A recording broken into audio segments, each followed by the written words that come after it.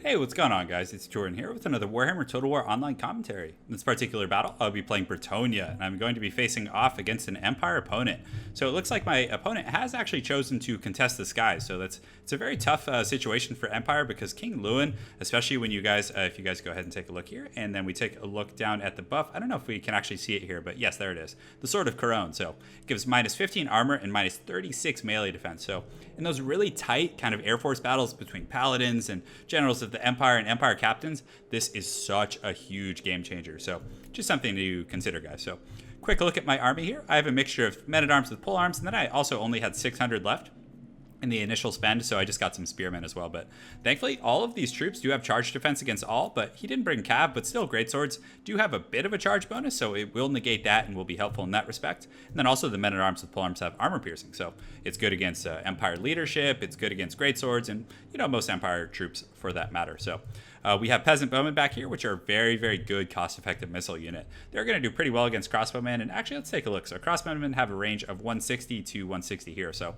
in terms of range, they're fairly similar. So also something to consider, guys, the damsel here, she does have an encourage ability. So when you have, King Lewin out there questing and adventuring and, fighting Air Force battles, it's really nice to have the damsel with your main force because she will provide a leadership boost to all of your peasants. So you can go ahead and see, if you look at the leadership of these troops, you can see there's a little green bar there that is due to her encouragement. So then also in the wings, I have 2 halberdiers and then some trebuchets, which are going to do some great work for me. So my opponent definitely deciding to contest the skies. He has a general of the Empire with a potion, 2 Empire captains, an Amber Wizard, which is currently summoning a Manticore, and then he also has crossbowmen mixed in with spearmen and greatswords, and of course a great cannon, which isn't bad for kind of poking at King Lewin and Pegasus and those type of things. So without further ado, guys, let's go ahead and get started. So we're in for a Top Gun battle here. We're going to see some action. I got Maverick over here, and I am ready to party. So we're just going right at each other. No games being played today, and you can see the Air Force of Bretonnia going to meet the Empire. So he does send his Empire captain, which actually does break the charge of Lewin, which is pretty good. But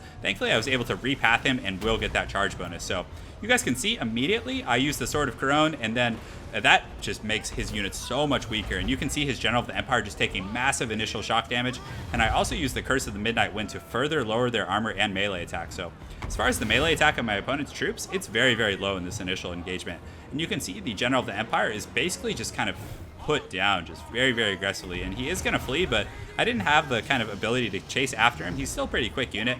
I guess I could have sent some Pegasus Knights, but I didn't want to fly over all of these crossbowmen and take that damage. So I continue to fight here, and you can see King Lewin is taking a bit of damage, but thankfully for me, he does have regeneration. And also, thankfully for my opponent, he is going to be able to use his potion and come back into the battle most likely. So at this point, I kind of realized that I think it had gone pretty well for me, so I decided to pull my forces back, especially considering that I am taking missile fire from his crossbowmen and other troops over here. And at the same time, as long as this battle's happening, my trebuchets are generating massive value. You can see the spearmen have taken damage, the crossbowmen have taken substantial HP damage, and several groups of these greatswords have actually been punished pretty hard. So at the same time, I pull back, so my peasant bowmen can now provide covering fire. And then King Lewin's able to get in there and really consolidate his forces with those Pegasus Knights. And they're doing pretty well. You can see the HP damage of my opponent's Air Force is going down fairly quickly. And though King Lewin is taking a lot of damage, he's going to be able to get away and regenerate. And I'm pretty sure his move speed is pretty high at 100. So, and if you look at the Empire Captain, let's go ahead and see if I can get a look here. Yeah, the Pharaoh Manticore only has 85 speed. So King Lewin should be able to kind of outmaneuver and outpace those units. And especially when covered by these peasant bowmen here who are just kind of raining hell down on these troops. So it's going pretty well for me. My Pegasus Knights did take a beating and are wavering. But, at the end of the day, it went pretty well. The Manticore's low. The Empire Captains both used potions. And, I'd say it was a pretty good exchange considering the trebuchet fire as well. So you can see his missile troops are now coming into range. And he does realize that this group was slightly overextended because it was targeting Lewin. So it auto-pathed forward. But he does wisely pull it back.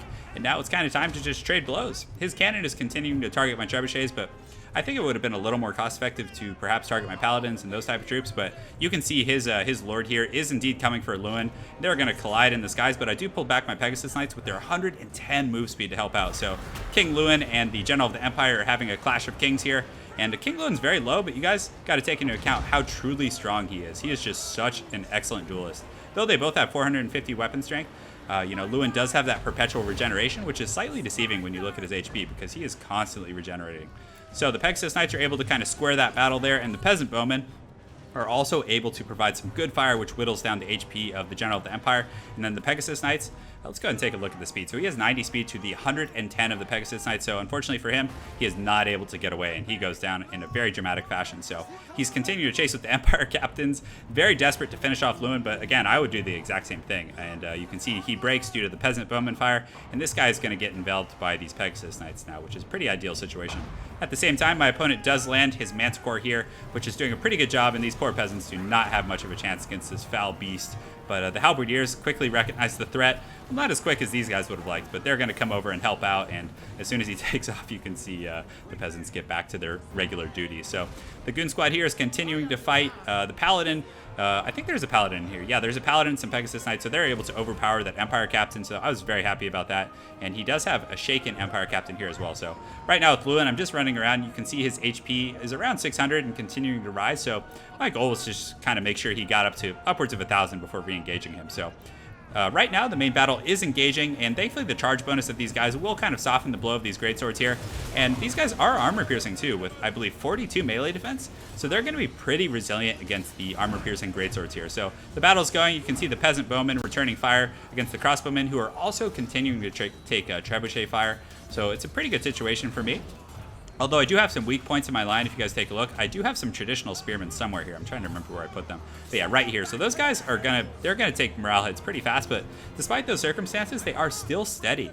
So I'm very, very happy about that. Over here, I am wavering because despite the fact that greatswords aren't inherently good at men-at-arms, they're still a very strong infantry unit and will do pretty well. So I do move the Damsel up and cast the Curse of the Midnight Wind, lowering their melee attack. And you can see the melee attack of these greatswords is really low, actually 0 now. So that's very helpful, and I do pull some auxiliary men-at-arms in here to kind of plug in the wounds. And the Damsel I will be sending in shortly, but I was kind of using her as to see where I needed her first, and I realized that this was a point that my opponent had a lot of troops over here on this kind of eastern flank, so I was just continuing to support there. So the trebuchets are back online after the Manticore harass, and King Lewin is recovering back here, doing pretty well for himself. And you can see my opponent starts to shoot him with missile fire, so I pull him back just out of range there. So you definitely need to be aware of that when he is that low. So my peasants are doing a great job. You can see the crossbowmen are taking serious losses across the board, and the Pegasus Knights, they just finished chasing off Empire Captain and are now going to come back and do some great work to these guys. So it was very important because these guys were essentially keeping Lewin out of the battle. Every time I brought him in with his 700 HP, he was at substantial risk to take this crossbow fire. But the Pegasus Knights are going to come in here and just absolutely punish these guys, do some great damage. So I was happy. His auxiliary spearmen do come in here and start to pressure off my units, but I was able to retreat before they could get their anti-large hits in there. And right now, the Damsel, I believe she was in melee combat, but I guess she wasn't triggered enough for that. So hopefully she'll get pissed off here and come back in to help out. The Manticore is continuing to be a thorn in my side, but King Lewin has had enough of his peasants being taken advantage of, and he is going to get in there and absolutely thrash that Manticore, and down it goes. So definitely standing. Was he standing on top of his mount there for a second? Just all triumphant. So that was pretty cool. I actually don't know if I've seen that before, but the men-at-arms are continuing to hold their ground. You can see, I mean, the greatswords do have, quite a bit more density here, but these two groups of men-at-arms are doing very well at holding and still haven't routed. So right here, the Damsel is still encouraging all these nearby troops, and the Peasant Bowmen are now starting to fire directly into these greatswords here, and though they don't have armor-piercing missiles, it's still a pretty powerful tool. So the trebuchets here, I believe, were completely destroyed, so I just decided to send these crews in here. So what are their weapons, actually? They just have, like, little kind of crafting hammers, so definitely not great for them, but they'll get in there, and just, sheer troop density, there is a certain value to that, guys. So he does penetrate my line over here, so you can see the Peasant Bowmen are cross-firing and are shooting at the backs of these spearmen, which is very, very nice. So they're going to probably, they're shaken, so a little more missile fire will probably rout them off, so it's a pretty good circumstance there. King Lewin, you guys see his health is pretty good. He's over 1,000 now, and the Pegasus Knights were finally able to shut down that darn cannon that was doing some pretty good work. And King Lewin is pissed off. He's going to come in here and definitely ravage some of these missile troops. So it's always cool to zoom in when King Lewin's coming in. He always has really cool impacts. And I got to learn how to say the name of his mount correctly. Is it Viequis? Is that how you would say it, guys? Perhaps one of you guys can correct me in the comments below. But looks like that is all she wrote for that particular match. It was definitely a fun matchup. I really like Empire versus Bretonnia. It's a very cool one. And, my opponent took a big risk trying to contest this, guys. But it was close. I mean, you guys saw King Lewin was almost dead. It was very, very close. And if Lewin had died, the rest of my peasant army may have routed off very easily. So very well played to my opponent. It was an interesting army composition, not bringing Cav, but Bretonnia is pretty hard to contest in terms of cav and mobility warfare, so he invested more in this type of a kind of straightforward style. So it's very interesting to see. So again, good game to Bebop 440. I look forward to seeing you again on ladder, and I hope you guys enjoyed that Bretonnia battlecast. Have an excellent night and take care.